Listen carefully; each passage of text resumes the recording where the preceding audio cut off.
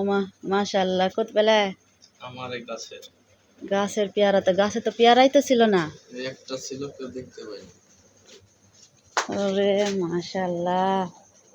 সকাল বেলায় তুমি এত সুন্দর পেয়ারা নামালি আসছো একটা তো অনেক বড় হাফ কেজি পার হয়ে যাবে ভালোই তো সব বেটা খাবে না শুধু বেটা খাবে আর কেউ খাবে না সবাই খাবে চারজন ভাগ করে খাওয়া হবে লাভ মাশাআল্লাহ সকাল সকাল কি সুন্দর কত বড় নিজের গাছের পেয়ারা ভালোই হয়েছে এরকম আর কয়টা ধরলেই তো হয়তো